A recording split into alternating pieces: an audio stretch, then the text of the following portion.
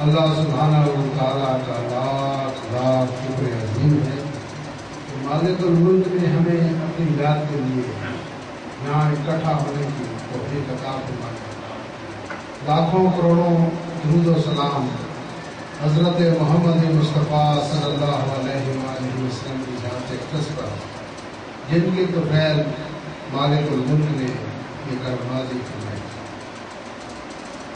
اپنے معمول کے پروگرام کی طرف جانے سے قبل دو چار باتیں ضروری آپ کے گوشے گزار کرنی ہیں، اس کے بعد انشاءاللہ ختم فاجان ذکر الہی اپنے دوسرے پروگرام کی طرف انشاءاللہ جائیں گے۔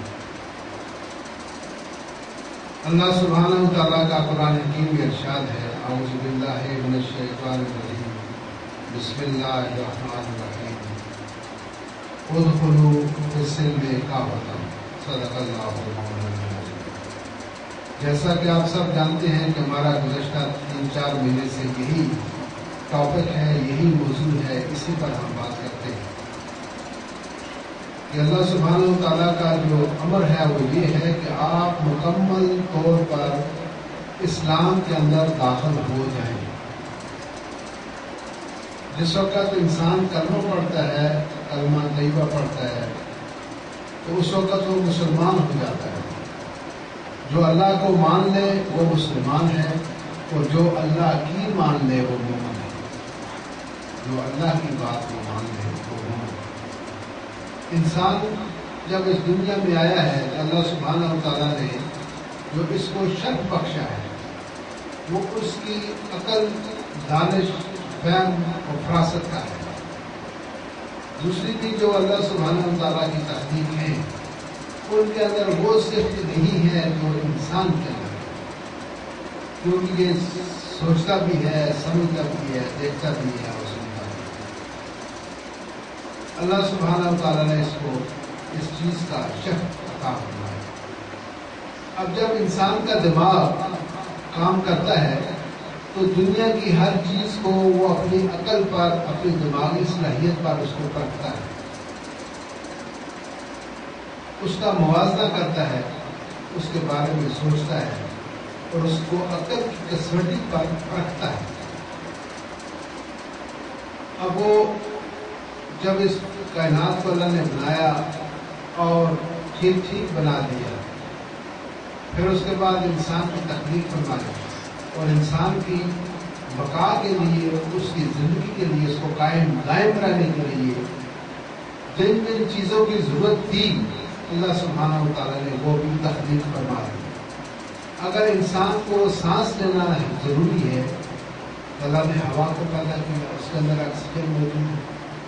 اگر اس کی زندگی کے لیے پانی ضروری ہے تو اللہ تعالیٰ نے بے شمار پانی بنا دیا، بارش کے ذریعے، دریاؤں کے ذریعے، سمندروں کے ذریعے، جھرنوں، ندی نالوں، چشموں کے ذریعے، کنووں، تالابوں کے ذریعے۔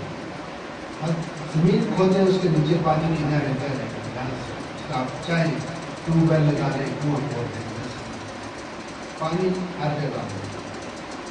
تو بڑے ایک عجیب اتفاق ہے کہ اگر آپ پہاڑوں میں چلے جائیں، جو ہمارا اپر کنٹری کشمیر کا علاقہ، تو اگر وہ پہاڑ کی چوٹی پر بھی آپ کھدائی کریں گے وہاں سے بھی کنواں نکل آئے گا۔ یہ نہیں کہ آپ جب کسی نیچی جگہ جائیں، کسی ہموار جگہ پر جا کے کھودیں تو آپ سمجھیں کہ جو پہاڑ ہے اونچا ہے، اگر ہم کسی میدانی علاقے میں کھودیں تو وہاں سے پانی کا نہیں، پہاڑ کے اندر سے بھی نکلتا ہے، پہاڑ کی چھوٹی سی۔ یہ پیچھے میں گیا تھا 2 سال پہلے، نکیال ایک شہر ہے سرحدی، آج کل بڑی برآبادی ہوئی ہے، اس کے آگے ڈبسی نام کا گاؤں تھا۔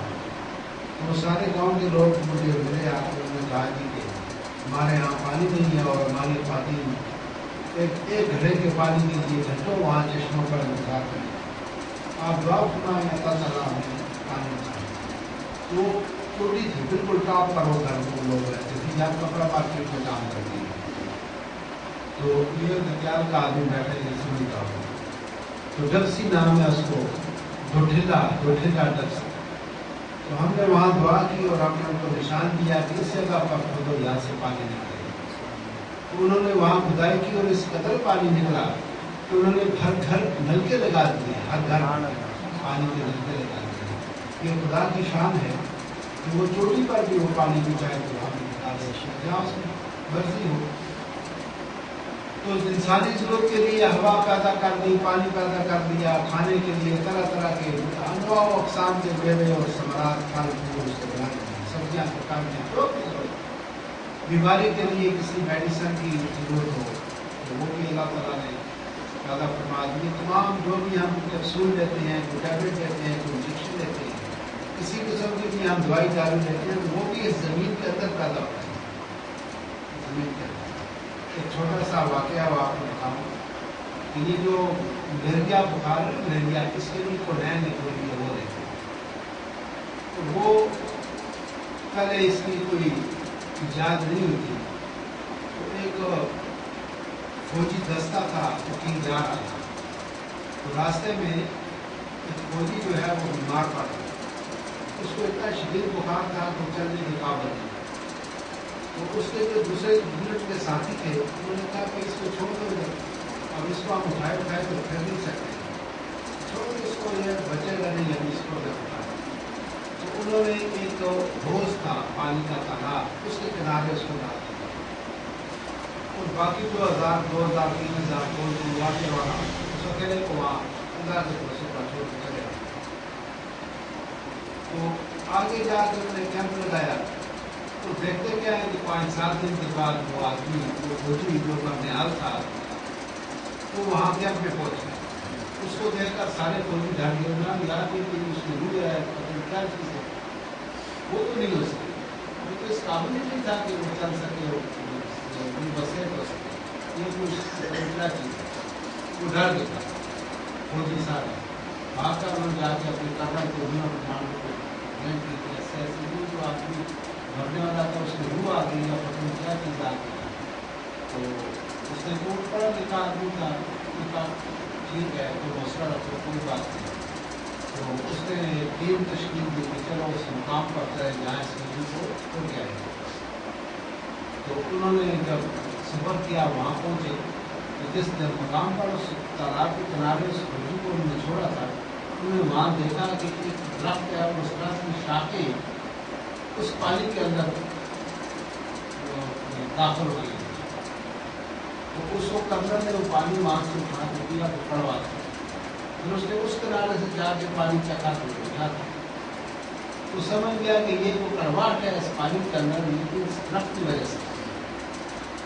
تو اس نے وہاں کا پانی جو تھا وہ نمونہ لے لیا اور ساتھ اس درخت کی ایک چھلکا اتار کے وہ بھی اس نے لندن وہاں ڈپارٹمنٹ میں سینٹرل جو ڈپارٹمنٹ وہاں بھی چیک کر.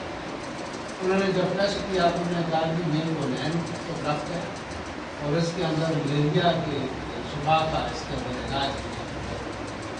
تو لہٰذا وہ جو پانی اس کے منہ میں جاتا رہا اس پانی کے لیے اس کو شفا ہو اس کا مقابلہ کرا. مانا سمجھ بات یہ سمجھ میں آئی کہ یہ جو ہم جڑی ٹیبلٹس کھاتے ہیں، کیپسول کھاتے ہیں، انجیکشن کا دراصل یہ بھی زمین کی پیداوار ہے. یہ جنگلوں میں کئی بوٹیاں جو دیتے ہیں یہ 3 لوگ ہمیں اس طرح سے دے دیتے ہیں، جب اس کو لیبارٹری میں لے جاتے ہیں، اس کو پروسیس کر کے اس کو ٹیبلٹس بنا دیتے ہیں. تو اللہ کے لیے انسان کی تمام ضروریات کو تخلیق فرمایا مہیا فرمایا.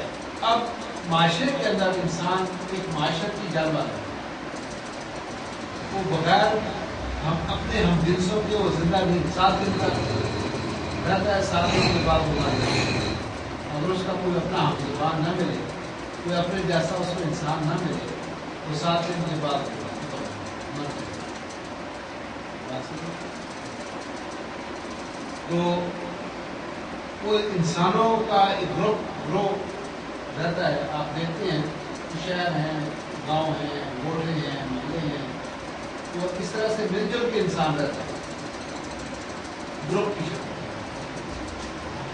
اب وہ گروپ کی شکل میں اب ساروں کے ہی دماغ کام کرتے ہیں، ساری مصیبتیں ہیں، سارے عقل ہے. ایک کہتا ہے یوں ہونا چاہیے، دوسرا کہتا ہے یوں نہیں یوں ہونا چاہیے، تیسرا کہتا ہے ایسے نہیں ایسے ہونا چاہیے. تو جب اختلاف رائے پیدا ہو تو وہاں پر انتشار پیدا ہوتا ہے. انتشار سے بدامنی پیدا ہوتی ہے. جہاں پر انتشار ہو، بدامنی ہو، بے سکونی ہو، وہاں پر زندگی دوزخ بن جاتی ہے. زندگی مشکل ہو جائے. آپ سمجھتے ہیں؟ ایک اپنی کہے کہ نہیں ایسے نہیں ایسے ہونا چاہیے، نہ ایسا نہیں ہو سکتا، ایسا ہو. تو وہ بات تو وہاں معاملہ وہاں کا وہیں رہ جائے گا. لوگ آپس میں لڑ پڑیں گے، 10 لوگ باہر ہو جائیں گے، چھوٹے بڑے کی تمیز نہیں رہے گی، عورت مرد کی پہچان نہیں رہے گی. وہ کل کے غصے میں آئے انسان تو اس کو ہاتھ بھی چلتے ہیں، پیر بھی چلتی ہے، چھری بھی چلتی ہے، بندوق بھی چلتی ہے. تو اس میں پھر وہ زمین کے اندر انتشار پیدا ہوتا ہے. اسی لیے جب اللہ سبحانہ و تعالیٰ نے انسان کو، آدم علیہ السلام کو تخلیق کرنا چاہا، انہوں نے فرشتوں سے پوچھا کہ میں ایک آدم جو ہے اس کو بنانا چاہتا ہوں. تو فرشتوں نے کہا کہ وہ جس آدم کو بنا رہا ہے وہ تو یفسدون فی الارض، زمین کے اندر فساد مچائے گا، اور یسفک الدماء، اور خون بہائے گا، خون بہے گا. تو مولا ہم تیری تصویر بیان کرتے ہیں کہ ہم تو سلام بیان کرتے ہیں. تو اللہ تعالیٰ نے کہا انی اعلم ما لا تعلمون، اس کو جو میں جانتا ہوں تم نہیں جانتے.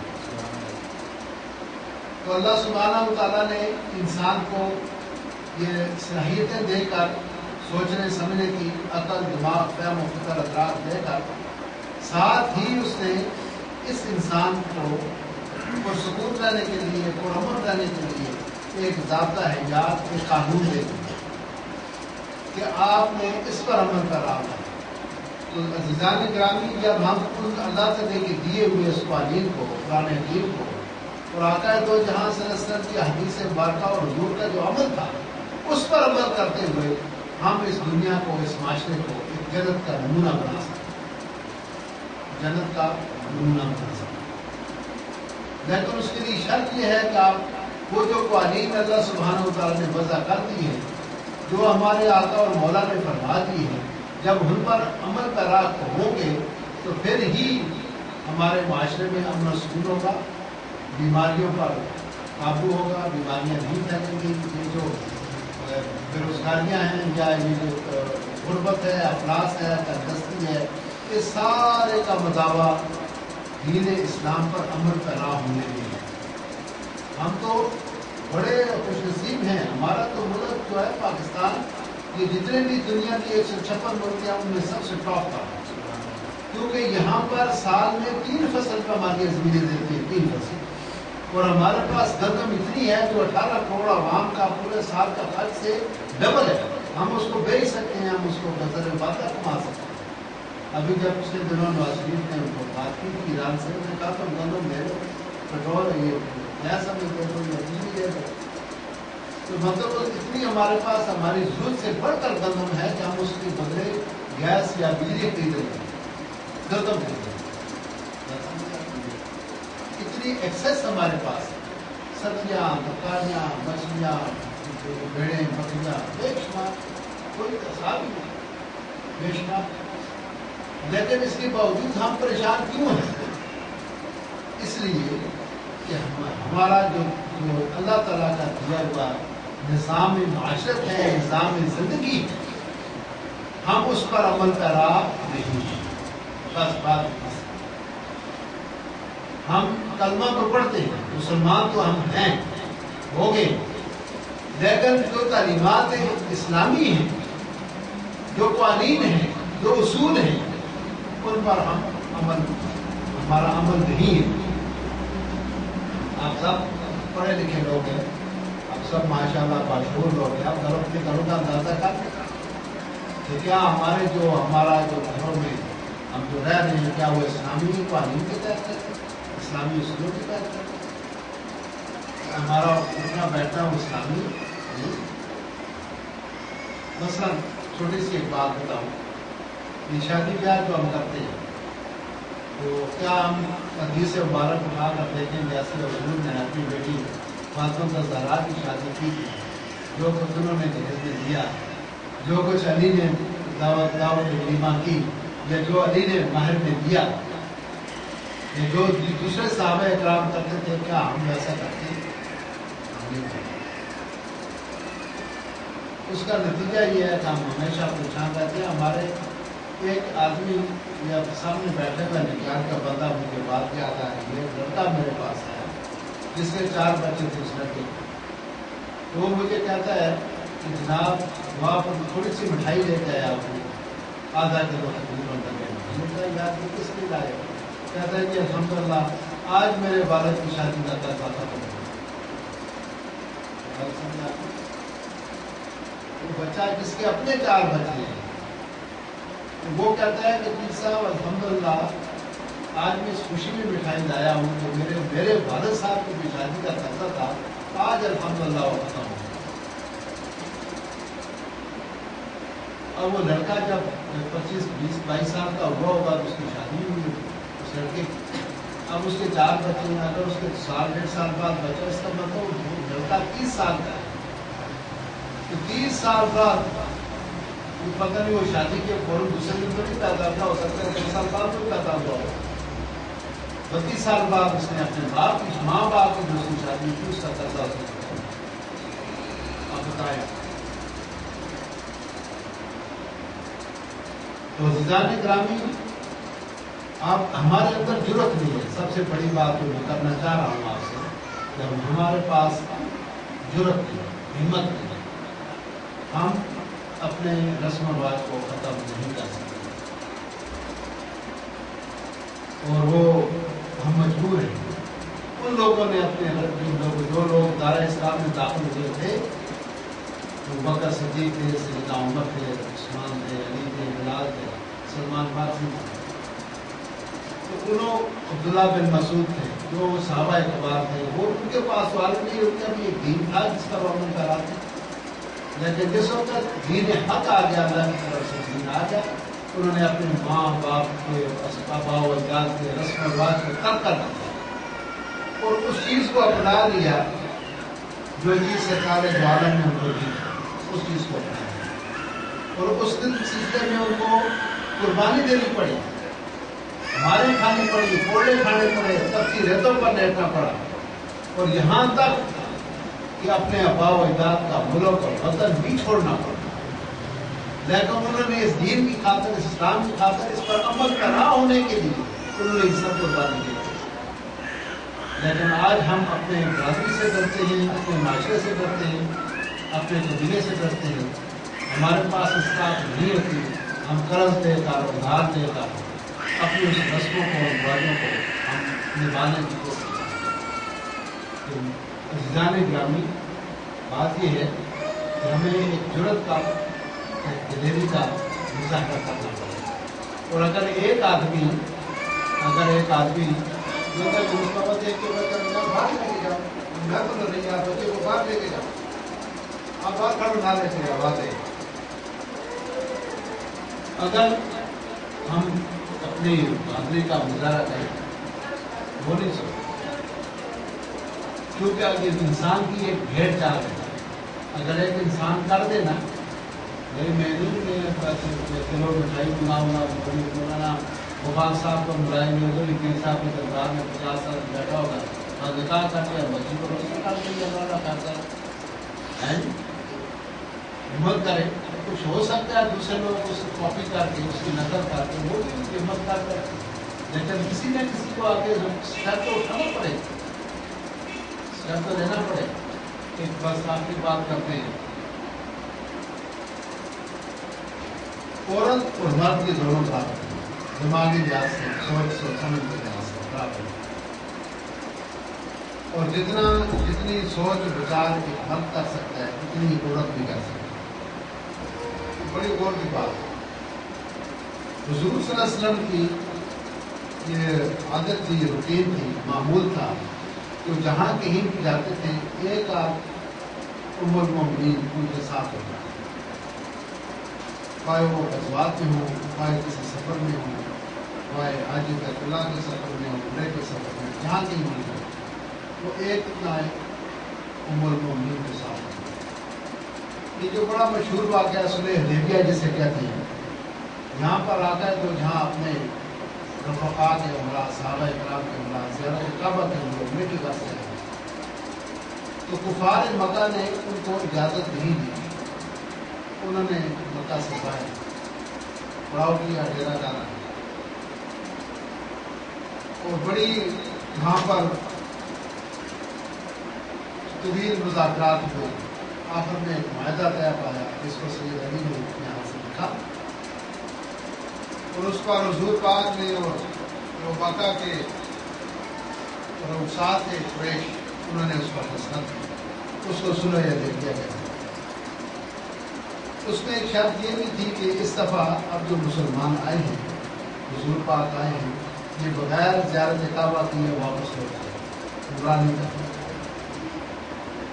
دیکھو بڑی عجیب بات ہے، سوچے نا آپ لوگ، حضور کی ایک ایک بات، ایک ایک واقعہ ہمارے لیے مشعل راہ ہے۔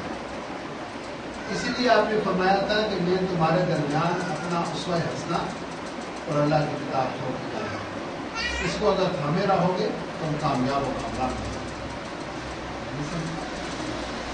اب ہم تین دفعہ حاجی لوگ ہیں، وہ کاغذ جمع کراتے ہیں، بچڑا اندازہ ان کا نام نہیں آیا، وہ سر پیچھے بیٹھ جاتے ہیں، یار لوگ کہیں گے پتہ نہیں بڑا گناہگار ہے، اس کو حضور کا بلاوا نہیں آیا، اس کا حج مقبول نہیں ہے اور یہ ہے۔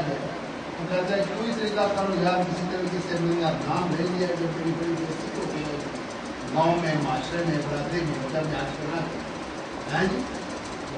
آپ نے دیکھا ہوگا ایسے واقعات ہوتے ہیں، بڑے پریشان ہوتے ہیں اگر پورا اندازہ نام نہ ہو، سے بوجھ پائے کرتے ہیں۔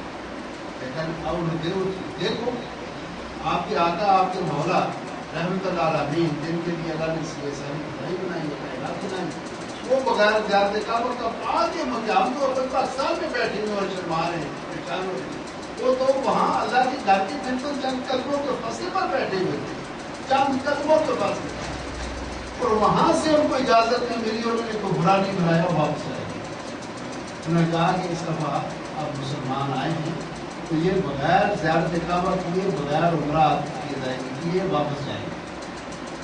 حضور نے فرمایا ٹھیک۔ انہوں نے اپنی توہین نہیں سمجھی، اپنی انسان نہیں سمجھی، اپنی بےزتی نہیں سمجھی۔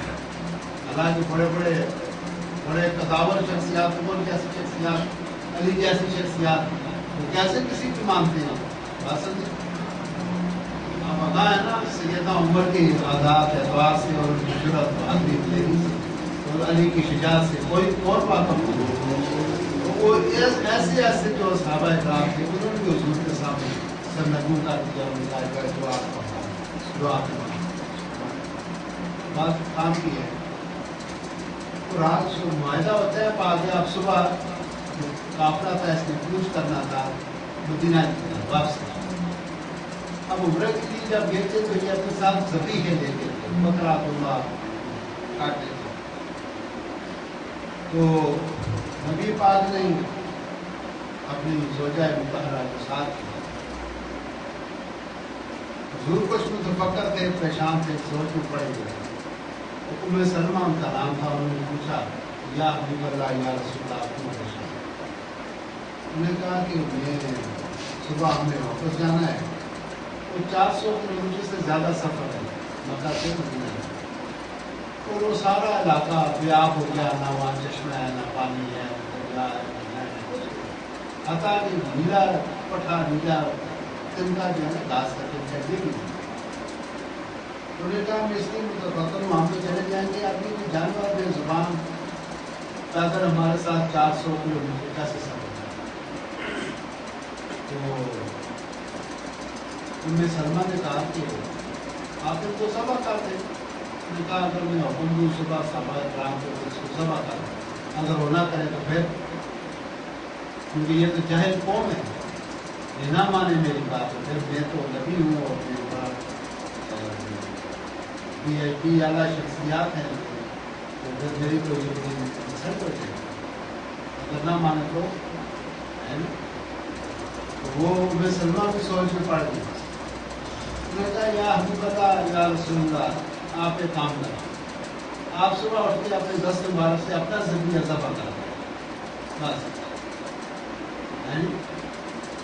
حضور مسکرا دیا، ان کا ام سلمہ یہ تم نے ٹھیکا، صبح میں ایسے ہی کروں۔ صبح جب حضور پاک نے اپنے صحابی سے کہا جاؤ میرا ذبیحہ لے آؤ، وہ لائے اور حضور پاک نے اپنے دست مبارک سے چھری سے اس کو ذبح کر دیا۔ جب دوسرے صحابہ نے دیکھا کہ حضور پاک ایسا کرتے ہیں تو انہوں نے بھی اپنے اپنے ذبیحے جو تھے وہ بھی ذبح کر دیا۔ تو یہ انسان کی فطرت ہے کہ وہ جب ایک کام دیکھتا ہے تو کوشش کرتا ہے دوسرا کام کرنے کی. یہ جس وقت آپ دیکھیں نا آپ گھر میں نماز پڑھیں تو آپ کا چھوٹا سا بچہ ہوگا آپ کے ساتھ کھڑا ہو جائے گا, تو وہ بھی آپ جب رکوع میں جائیں گے وہ بھی رکوع میں جائے گا, آپ سجدے میں جائیں گے وہ بھی سجدے میں جائیں گے, کاپی کرتا ہے. یہ انسانی فطرت ہے. جب آپ ان رسومات کو, رسم و رواج کو جو زمانے سے ہمیں دیمک کی طرح کہا ہے, ہمارا جینا انہوں نے حرام کر دیا ہے رسومات میں, تو وہ جب ان کو ہم چھوڑے کے تر کریں گے تو ہمیں دیکھا دیں گے کہ آپ کی دوسرا بھائی ہے وہ بھی چھوڑ دے گا, آپ کا دوست بھی چھوڑ دے گا, یار اس نے ایسا کام کر دیا ہے, آپ کا نہیں پورا کر دیا, اس کا کسی نے کیا کر دیا, اس کو کون سا کسی نے برادری سے نکال دیا یا اوقات پانی کر دیا, سوشل پر کاٹ کر دیا, وہ ٹھیک ٹھاک اس کو اچھا بتا دیا. تو ہمیں یہ جو اسلامی دینی قوانین ہیں, جو اصول جو ہیں, جو ضابطے ہیں, ہمیں ان پر بلا جھجک تو بڑی ضرورت مندانہ طریقے سے ان پر عمل کرنا ہونا پڑے گا, اور ہمیں تھوڑی سی سختی جس پر ہم چل رہے ہیں اس کو چھوڑنے میں ہمیں دشواری ضرور ہوگی, لیکن انشاءاللہ تعالیٰ آنے والے جو لوگ ہیں ان کے لیے بڑی آسانی پیدا ہو جائے گی. اس طرح چلو کوئی آپ اس کو نافذ کرے نہیں, اس کا نفاذ ہم نے خود کرنا ہے. پہلے ہم نے اپنی ذات پر کرنا ہے, پھر اپنی کوشش کرنی ہے اپنی بیوی پر, اپنے بچوں پر, اپنے ملازموں پر, جو ہمارے زیر دست لوگ ہیں ان کے اوپر. اور یہ تبلیغ ہے بھی یہی. تبلیغ یہ نہیں ہے کہ آپ بستر اٹھا کر کوئی 200 کلو میٹر دور چلے جائیں 40 دن کے لیے, 50 دن کے ساتھ نہیں. تبلیغ اس طرح سے ہوتی ہے, پہلے اپنی ذات کو تبلیغ کریں خود. آپ بدلیں گے تو آپ کی قسمت بدل جائے گی, آپ بدلیں گے تو زمانہ بدل جائے گا. جب تک آپ خود نہیں بدلیں گے, دوسروں کو بدلانے کی کوشش کرتے رہیں گے تو کیسے تبدیلی آئے گی. پہلے خود بدلیں گے. پھر آپ نے پڑھ لیا, آپ کی مسئلہ کا واقعی بتا تھا, نماز ٹائم کو پڑھو, ٹائم کو آپ نے کرنی ہے. آپ خود پڑھے نا, دوسروں کو کیا چلتے. اس میں والدین کا جو حقوق ہیں, والدین کے آداب ہیں, آپ ان کا عمل شروع کرتے ہیں. پہلے نہیں آج بڑوں کی عزت کرنا شروع کر, جب آپ کا حکم آنا اس وقت سے شروع کر, جب سمجھ آ گئی اس وقت سے شروع کر. آج اپنے پڑوسی کو پوچھنا شروع کر دیں, کوئی تو کھانا کھایا یا نہیں کھایا. آج چلے جائے ٹائم میں آج آپ کا کوئی بیمار ہے گا, اس کو دیکھتے ہیں. آج جو آپ عزیزوں سے ناراض ہیں ان سے راضینامہ کر دیں. جنہوں نے آپ کے ساتھ زیادتی کی ان کو معاف کر دیں. تو بھائی آج بھی اپنی زندگی کا آباد اسلام کے قانون کے ساتھ حضور پاک کے مطابق جو ارشادات ہیں اس کے مطابق اب کوئی کام ہے خلاف سنت نہیں کرتا. اب میں وہی کروں گا جس کا حکم مجھے اللہ نے دیا تھا آج کی جو تو اگر وہ صبح جب آپ کو سوتے ہیں کلمہ پڑھ کے سوئیں, تو بس آٹا سے سوئیں, تو جیسے حضور نے بتایا ویسے سوئیں. ساتھ جو ہے آپ کا وہ مقدس کی طرف ہو, منہ آپ کا کعبے کی طرف ہو. یہ جو کروڑ کے بال سے سیدھی کروڑ کے بال, کیونکہ جب دل ہوتا ہے اس طرف سے سوئیں گے تو دل پر بوجھ پڑے گا, سوئے ہوئے کہ نہ لے آپ آئے نہیں ہو جائے گا. آپ کا اس طرف بند ہو اس طرف کو سوئیں ذہنی آپ, اور دونوں ہاتھ دور رکھیں اپنے اس تلکٹی کے لیے, کان کے لیے.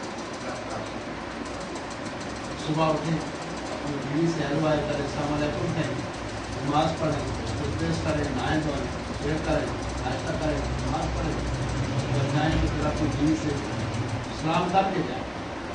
کیونکہ بھی خدا حافظ, آپ بیٹھیں, بچوں کا خیال, مسکراتے بھی جائیں, ہنستے بھی جائیں. آپ کی بیوی آپ کو مسکرا کر الوداع کرے گا. آپ کی بیوی دیکھیں کہ شناختی کارڈ ہے آپ کا, پرس میں پرس ہے, یہ ہے پرس میں ٹھیک, اپنا خیال رکھنا ہو, ہوٹل سے کھانا نہیں کھانا, بھی میں دیا یہ کھانا میں نے اپنے ہاتھ سے بنایا آپ کے لیے. یعنی کتنا پیار ہے, کتنے اچھا. بڑے مزے کی بات تھا, اب تو زمانہ تو سمجھتا ہے. کل پرسوں میں ٹی وی دیکھ رہا تھا, تو وہ نبی پاک صلی اللہ علیہ وسلم کے بارے میں آپ سب کو پہلے میں نے بتایا کہ آقا دو جہاں جب گھر میں تشریف لاتے تھے, گھر میں اپنے گھر میں, تو حضور پاک اپنا سارا کام اپنے 10 مبارک سے کرتے. اپنی جو المومنین کی ان کے ساتھ ہاتھ بٹاتے تھے, چولہے میں لکڑی سے بھی کرتے, چمچا لا دیا اور اپنا بٹر خود ڈال دیا, اپنی پیون अपने कुर्ते पर खुद लगा दी, जो घर में मवेशी थे, ऊँट है, बकरी है, उसको चारा अपने हाथ से डाल दिया। किसी ने दरवाज़ा खटकाया तो खुद दरवाजे को दस्तक की दे, खुद जाके पूछते थे, हाँ सवाल जवाब करते थे। और पानी अपने 10 मुबारक से पीते थे। हजूर पाक की 11 बीवियाँ थी, आप सारे मुसलमान हैं, आपको मालूम होना चाहिए, सरकार मदीना की 11 बीवियाँ। उन्होंने कभी किसी बीवी से ये नहीं कहा कि मुझे पानी पिलाओ।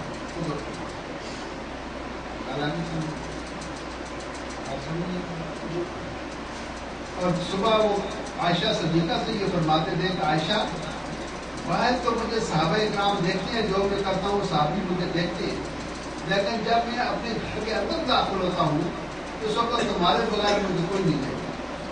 लिहाजा जो कुछ मैं इस घर के अंदर आके करता हूँ, सुबह आप मकान की छत पर चढ़कर तमाम नाज़ मदीना को बताओ कि घर के अंदर आके अल्लाह के नबी ने ये कहा।